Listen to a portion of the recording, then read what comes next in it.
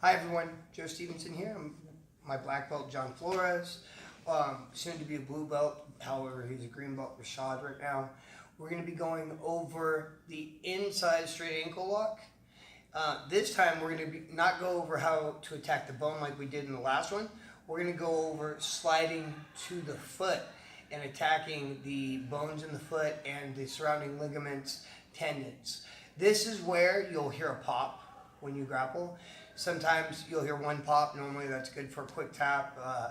If you hear two pops, you're normally out for the rest of that practice. If you hear three pops, like pop, pop, pop, you're probably going to end up having to see a doctor and be out for the week.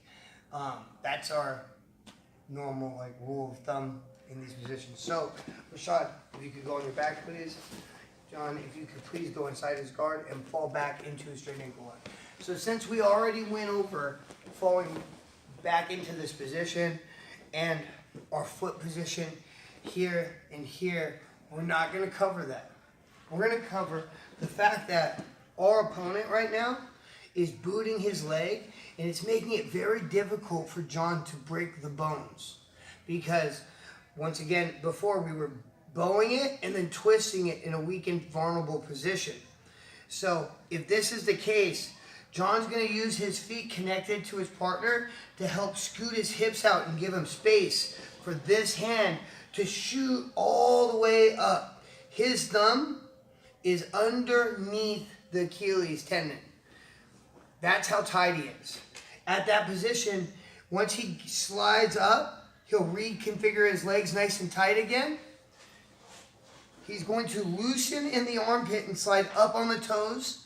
Then he's going to pinch and clamp down. Once he's locked it into position, he can even grab his hand and rotate his wrist to make it more painful as he arches back with his body.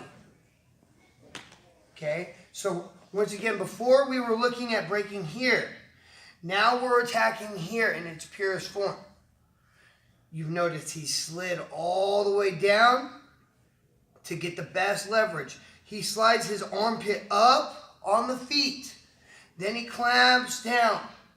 You'll hear people say, look at your lock. That's because they want you to tighten your lock. And once you've tightened your lock, now when you hip, go ahead and hip, sir. It makes it even better. So let's switch sides.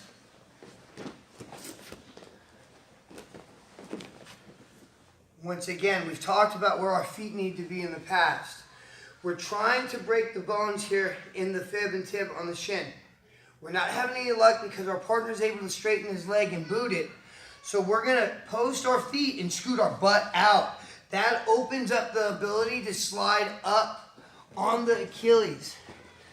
Look, John's thumb slides up that as far as possible. Then he's going to slowly slide up the toes. Then he's going to clamp and secure with his body.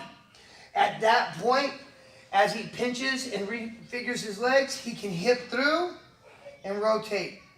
There you go. Once you rotate back like that with your hips, and your leg is tight in this position, it just pops. Normally, very, very painful. Thank you guys. Lesson plan 16.